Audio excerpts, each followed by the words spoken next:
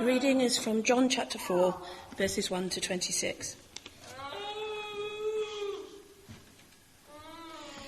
The Pharisees heard that Jesus was gaining and baptizing more disciples than John, although in fact it was not Jesus who baptized, but his disciples. When the Lord learned of this, he left Judea and went back once more to Galilee. Now he had to go through Samaria. He came to a town in Samaria called Sychar, near the plot of ground Jacob had given to his son Joseph. Jacob's well was there, and Jesus, tired as he was from his journey, sat down by the well. It was about the 6th hour. When a Samaritan woman came to draw water, Jesus said to her, "Will you give me a drink?" His disciples had gone into the town to buy food.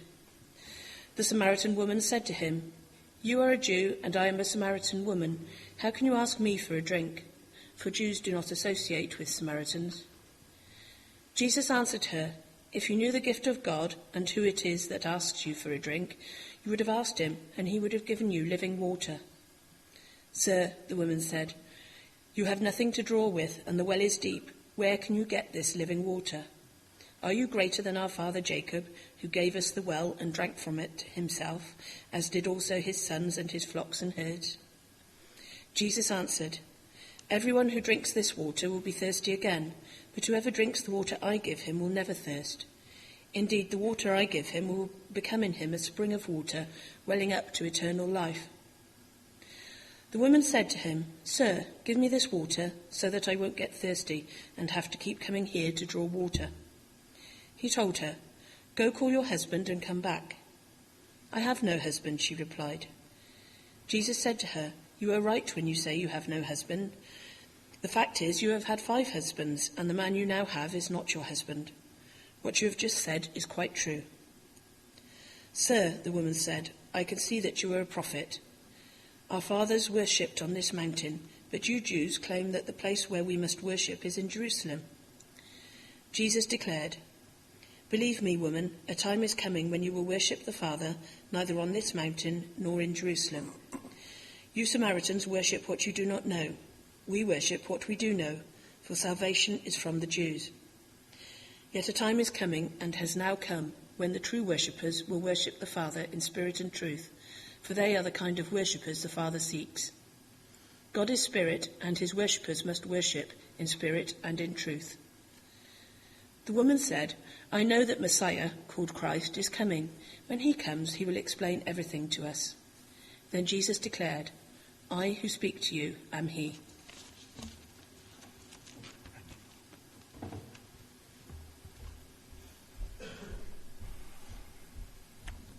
Thank you, darling. Always wanted to say that. So, we're finishing our series this morning on the theme of Jesus, the ultimate rebel.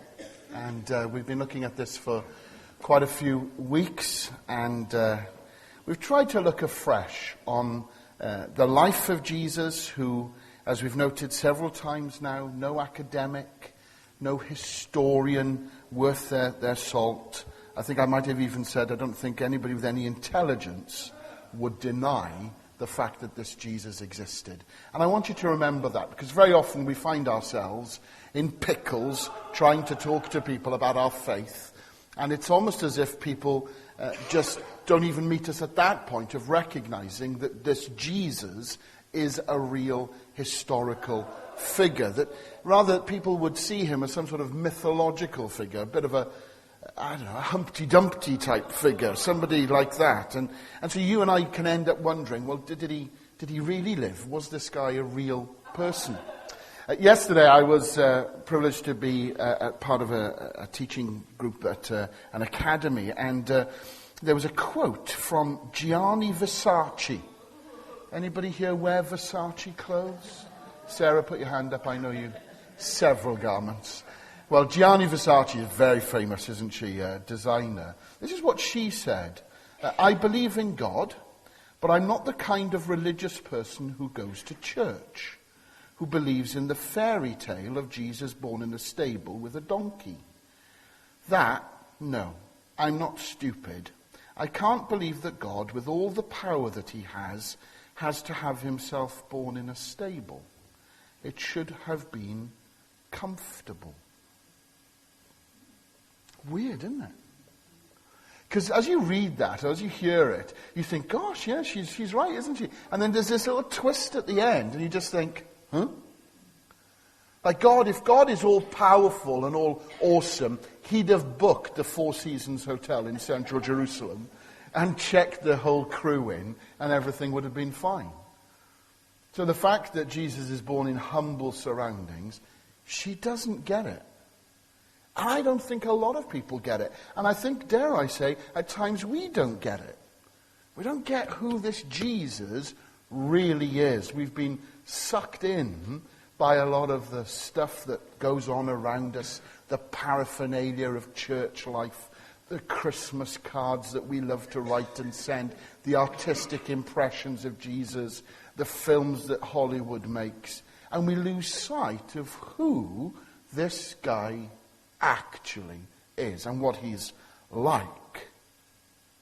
So if he existed, and as I've said, no historian, secular historian, atheist historian, doesn't matter who you want to name, no historian, no academic will deny that the man Jesus really lived. The question that we keep on coming back to in this series is, well, okay, if he existed, who is he?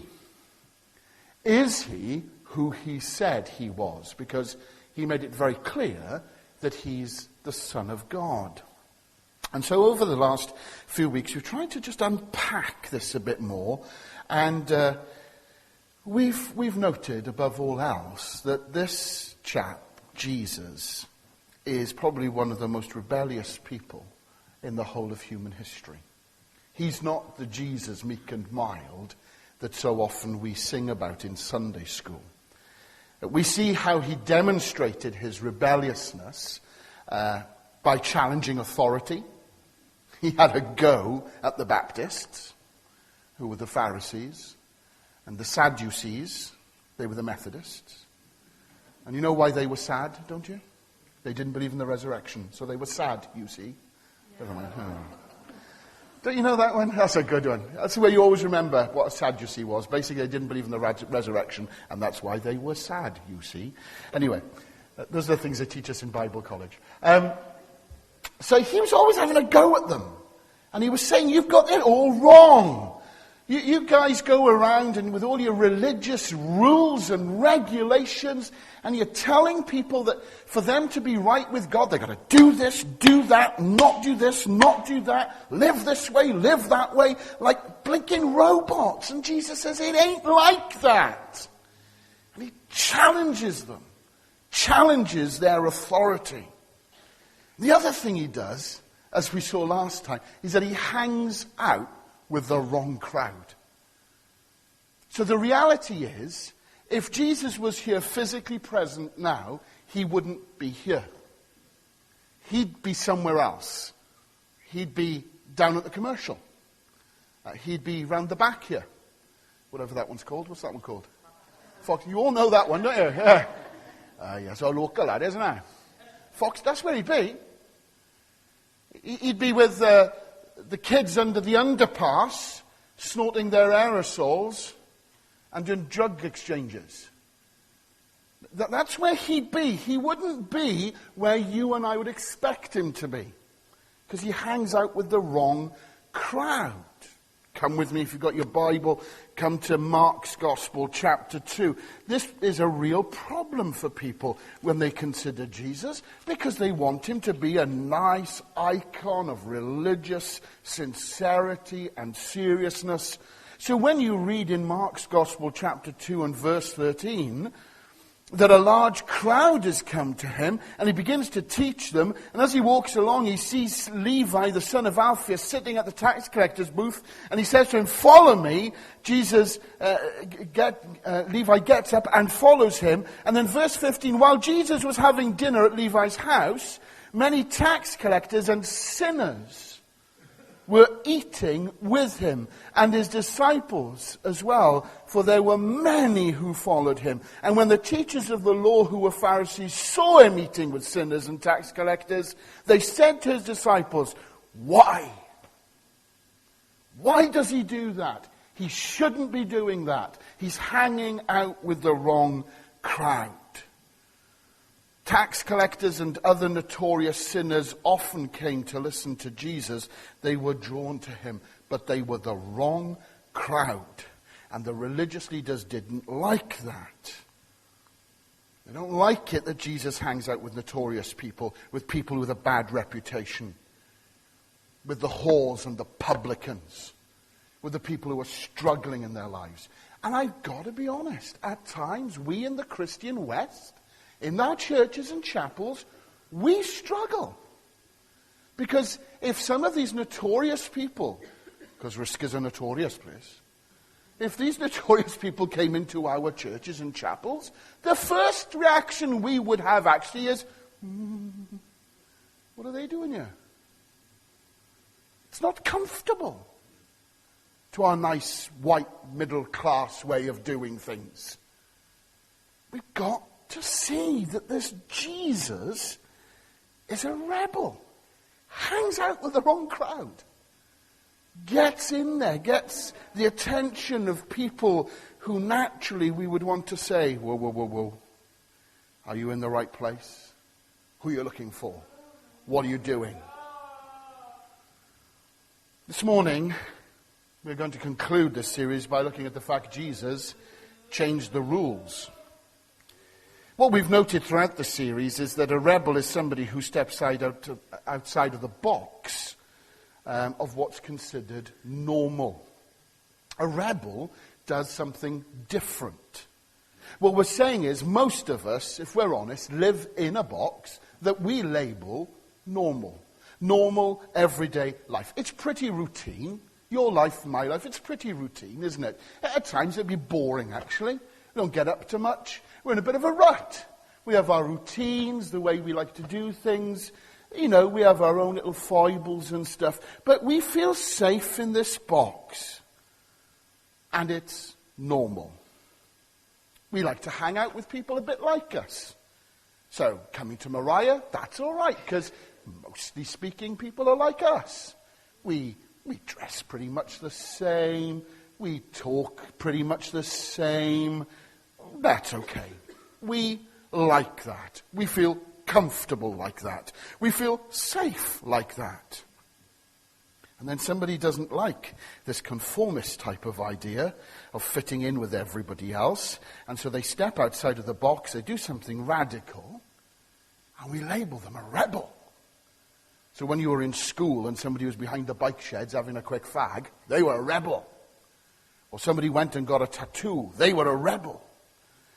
The truth is, though, as we've seen through this series, those things really, they're not rebellious. They might have been when you were a teenager. They're not that rebellious as you get older.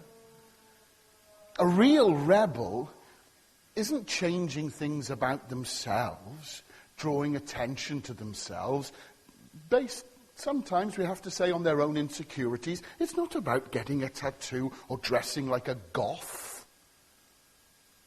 Actually, a real rebel changes the world. That's what a real rebel does.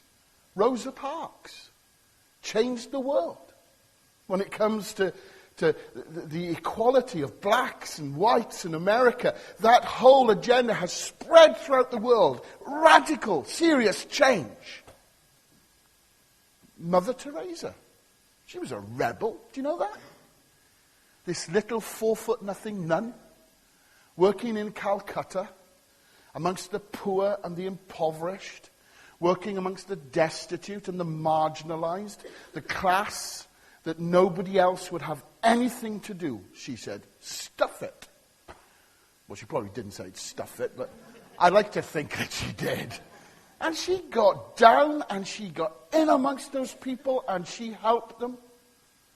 Do you remember how rebellious it was when Lady Diana hugged somebody who had HIV/AIDS? Do you remember? The shock in the press. She did a rebellious thing. Well, this Jesus we're talking about, is he on the phone? Is he ringing? This Jesus, he is the ultimate rebel. because he wants to change the world. 3 ways that I see Jesus change the rules. That's what we're looking at this morning. Changing the rules of what was considered the norm. First of all, he changed the rules of culture. He took what was acceptable or unacceptable and he challenged it. He changed it. In our reading that Sarah read for us this morning, in John chapter 4, one of my favourite chapters in John's Gospel, I've got to be honest, we meet this woman, and she's an interesting character. Jesus is coming to a Samaritan village. We read that Jacob's well was there. Jesus is tired from his long walk. He's weary.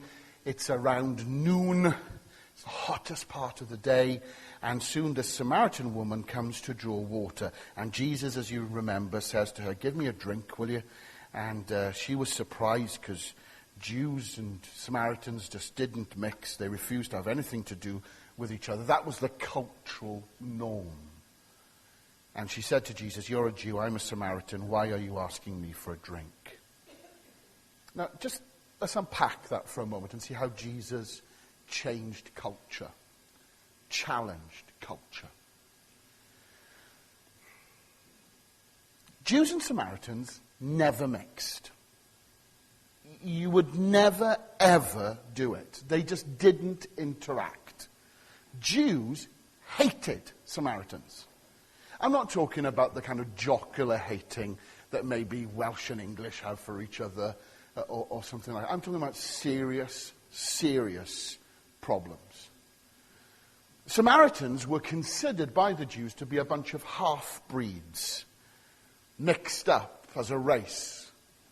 Unfortunately, there were some Jews mixed in there with Gentiles, and they were just a hogpotch Heinz 57. They were horrible. They were detested. And so this lady is surprised when she sees Jesus, a Jew. Her reaction is almost, "You talking to me? Why on earth are you having anything to do with me?" Another thing that we need to see here in this passage, the Bible tells us it's noon. I don't know whether you know about this, but people didn't go to the well at noon.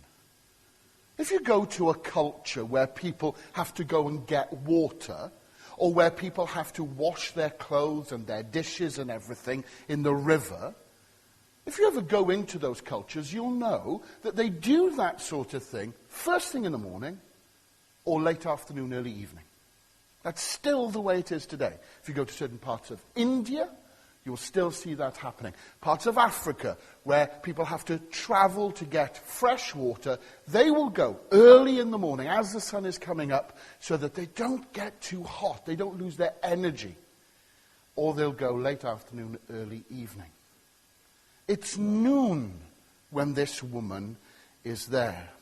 The only people that went to the well at noon were people in trouble, people who were ostracized, people who were kicked out of society, people who were being told basically, "You are not to hang around with us."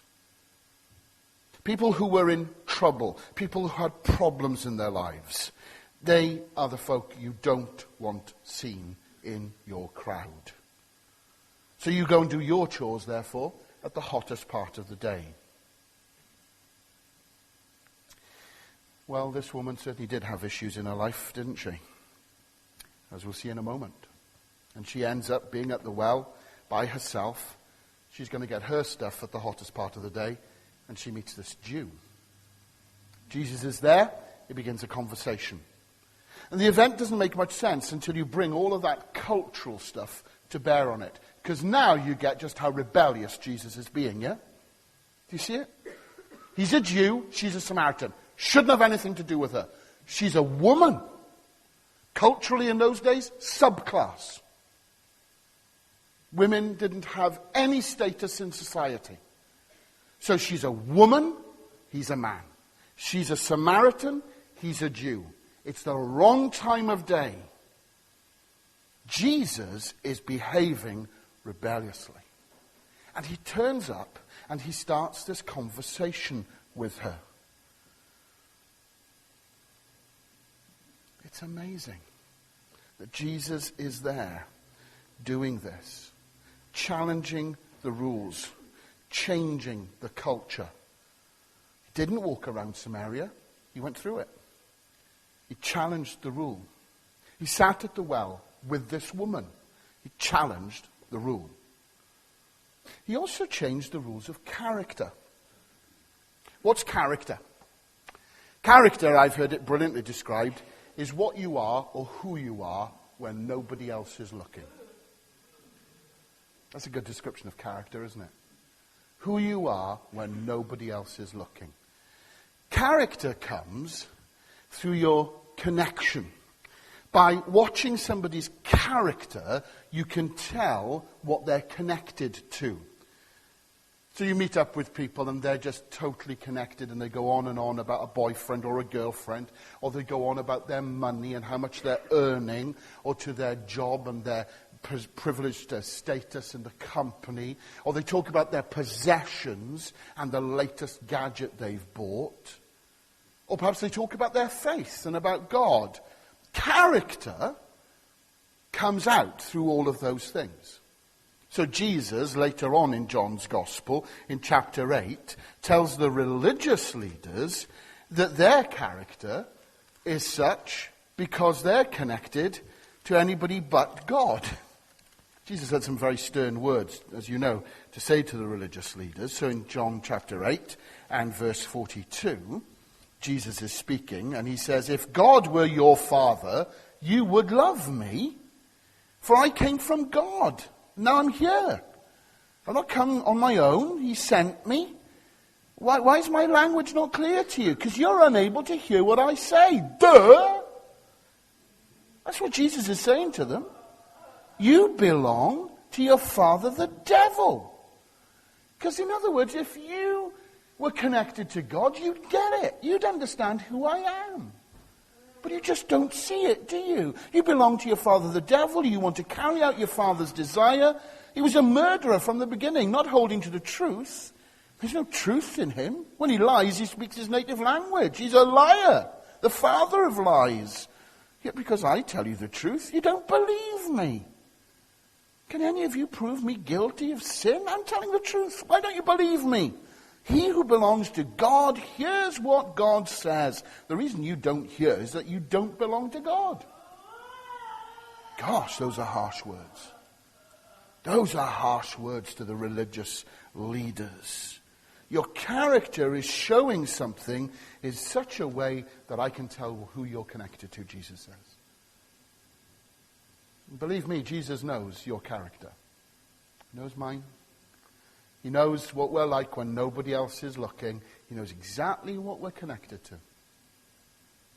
And Jesus challenges that. He changes the culture. He changes the rules of character. He changes the rules of conduct. Conduct is about our actions. When our character has been changed, our conduct changes and our actions change. So there was a certain code in the Old Testament that said how you should act. You'll be familiar with it, the Ten Commandments. And the religious leaders loved that. They would tell everybody, this is how you must behave. And Jesus comes along and challenges all of that. So, for instance, let's go to Matthew chapter 5. All right? Got your Bible? Have a look at it. There was a certain code. Don't kill one another. Pretty good. Don't commit adultery. Pretty good. Pretty good rule to live by. So, Jesus challenges that. Go to Matthew chapter 5, and Jesus come along, and he challenges all of that. This is the ultimate rebel at work. So in chapter 5, verse 21, Jesus is speaking. He says, "You've heard that it was said to people long ago, don't murder." Okay, fine. Stop there, shall we? No, verse 2. Verse 22, "But I tell you that anyone who's angry with his brother will be subject to judgment." Notice that. I tell you, but I tell you. So the conduct was this. Don't murder. Jesus comes along and says, hang on a minute now. Don't get angry either. Chapter 5, verse 27. In verse 27, Jesus says, you've heard that it was said, don't commit adultery. But then note verse 28. But I tell you that anyone who looks at a woman lustfully has already committed adultery with her in his heart. A lot of you fellas in here now, you see, this is it, isn't it? This is one of those verses we want to Tipp-Ex out of the Bible, isn't it? Yeah? Because when you're mentally undressing a lovely-looking, gorgeous woman, Jesus is saying, that's affecting you.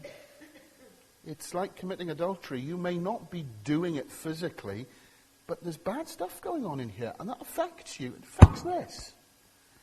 And it'll affect you as a person.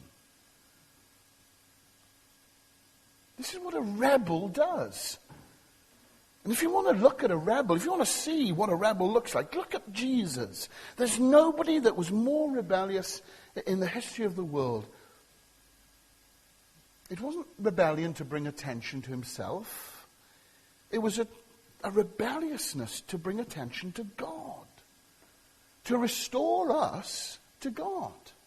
That's why I long that we'd understand who Jesus really is, what he's really like, so that we would reconnect to our Father in heaven and understand what he has in store for us.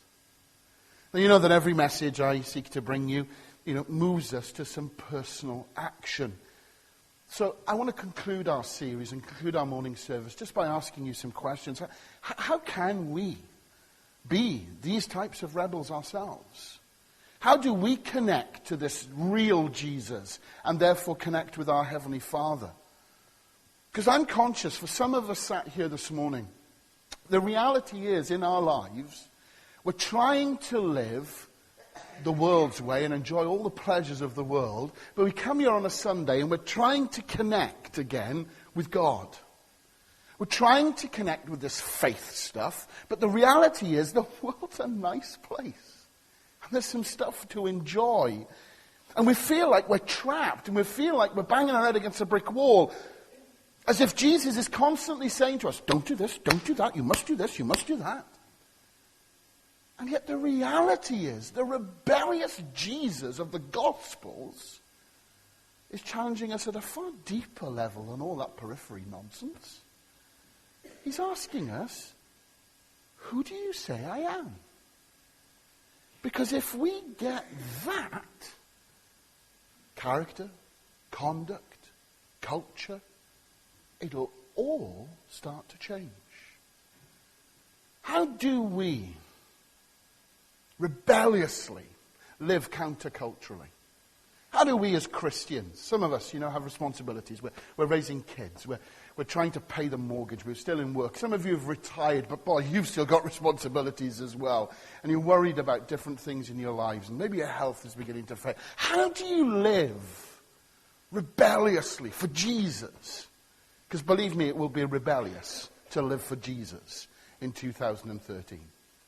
To say no to the world and to live for God. How are we going to do that?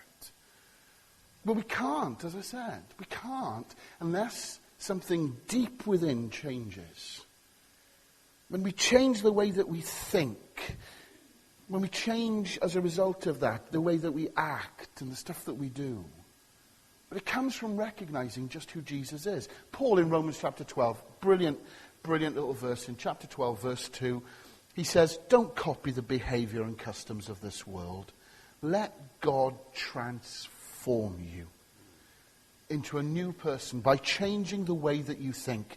Then you'll know what God wants you to do, and you'll know how to do his good and pleasing and perfect will.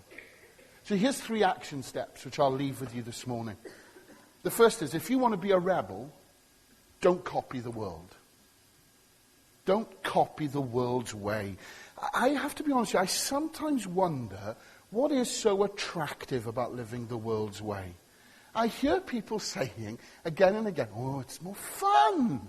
You get more out of life. You can do what you want. It's better. I want to fit in with my mates and my friends. Hey, there's no guilt. Everybody else is doing it.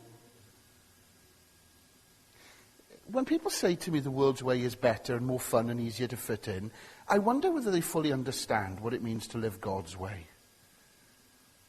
I live the world's way a little bit. There are others of you here who live the world's way.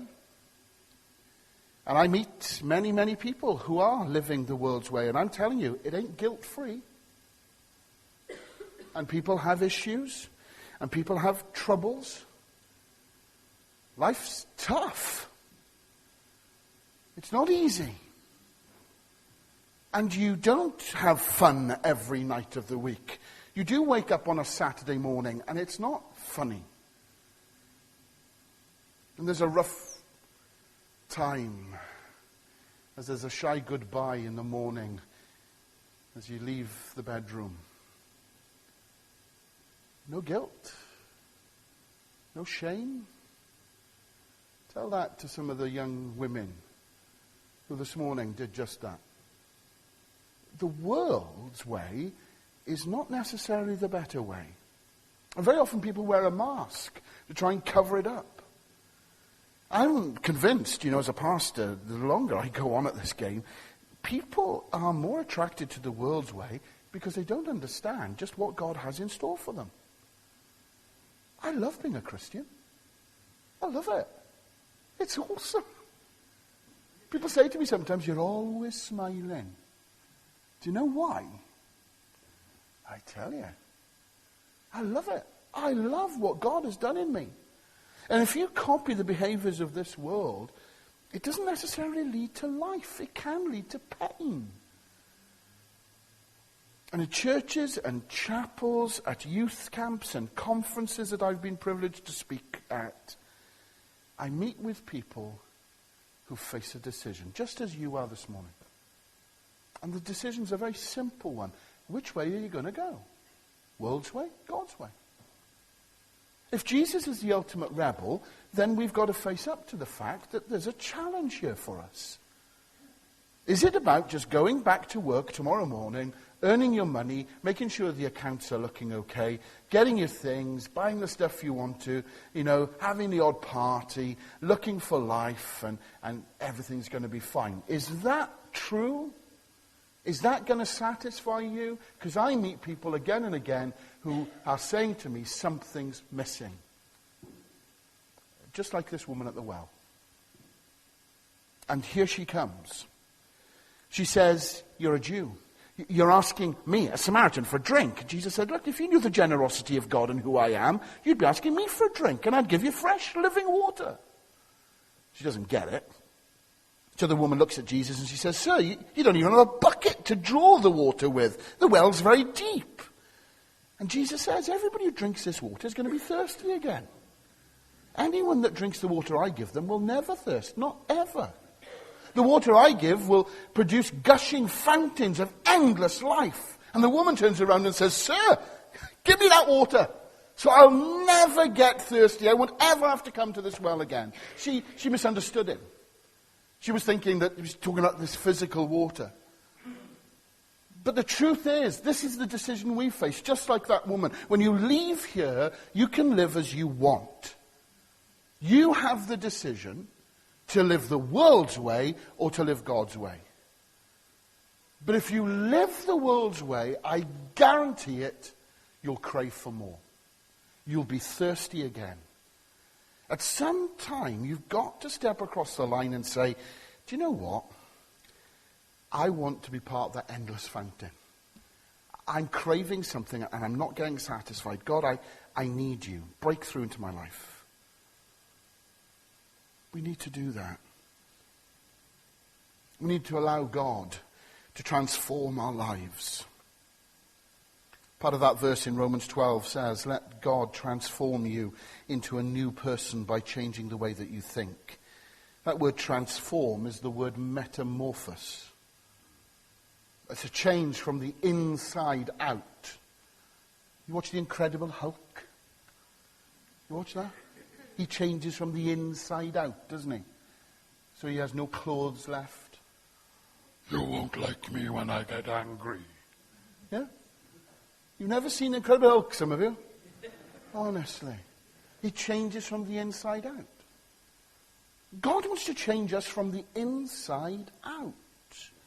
That's hard. Because the truth is, every ounce of our being will fight against it.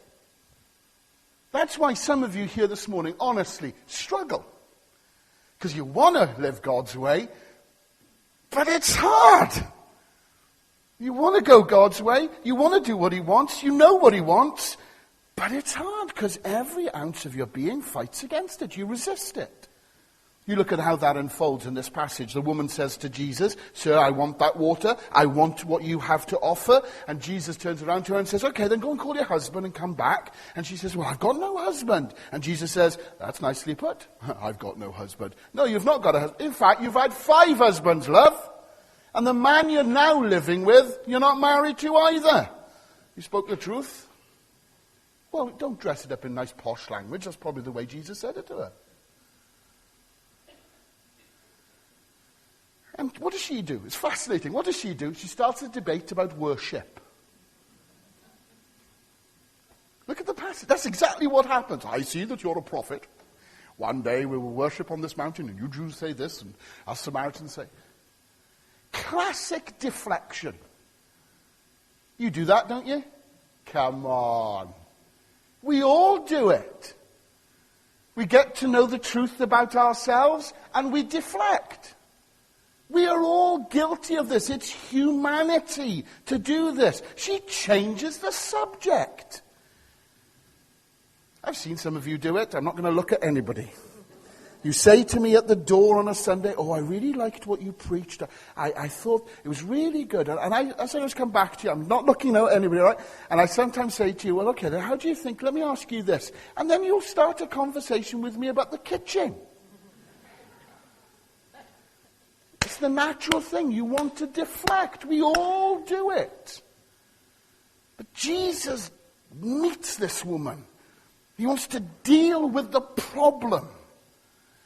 You can deflect as much as you like. Jesus wants to get to the nub of the problem. He wants to see change. This woman thought it was more comfortable to talk about religion than to talk about all the stuff, the nonsense that was going on in her life.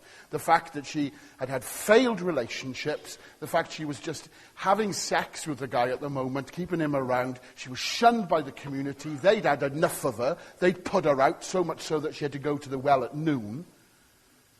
And yet God is there at the well in Jesus saying, "I want to transform you. I want to change you." So finally, let me encourage you. It's time to act on what you know. And to put it into action. Some of you here this morning, you don't need to know more. You don't need to come to Mariah and say, "Well, maybe I'll just keep on coming and just keep on, attending." No. You need to act on what you now know. Many of you in here, you know a lot of stuff. Paul in Romans 12 again, verse 2, he says, doesn't he, "Then you will be able to test and approve what God's will is." Actually, you can do that, a number of you. You know what God's will is. His good, pleasing, perfect will. So what are you going to do? People who think the world's way is more attractive, I don't think fully understand God's way. My kids don't always understand times when I've had to discipline them. You parents here, you know exactly what I'm talking about. I've got no greater love for anybody than my dear family. But there are times when my kids, even now, have to be told straight. It's not an easy thing to do, is it, as a parent? But you've got to do it. You've got to be able to say to them, "Look, this is wrong. Can't do that. I don't enjoy doing it. But I know if I allow them to get away with stuff, if I allow them to lie or to cheat or steal, I don't know, whatever you want to put on it, if I don't say something, who is going to say something? I want them to live a good life." And the same thing is true between God and us. He wants us to be able to test and approve his will. He wants us to live a good life. And if you don't get anything else out of this message this morning, just get this. God loves you. He loves you. And in just a few weeks' time, we're going to be celebrating Easter, and we're going to be talking about Jesus dying for you and for me. Because the truth is, you and I deserve to be like that woman at the well. The reality is, God should be saying to us, sling your hook. Just as that community did to that woman. The truth is that the stuff in my life and your life, actually, that's what God should do, isn't it? If you're honest with yourself this morning, for all that you may enjoy about the world's way, the reality is you still carry some guilt. There is frustration, and there's still a sense of emptiness. And God should actually say to us, well, I'm done with you. Just get lost. And yet at Easter, we celebrate the fact that Jesus came, and it's God saying, come on, I'm going to deal with this once and for all. And he dies in our place, the substitute for us, taking all that's wrong with us and dealing with it so that God is satisfied, his justice is satisfied, because he loves us. And we'll be remembering that tonight around the Lord's table as we come and share communion. And maybe tonight, can I encourage you, if you don't usually come on a Sunday evening, come and break bread with us. Come and drink wine.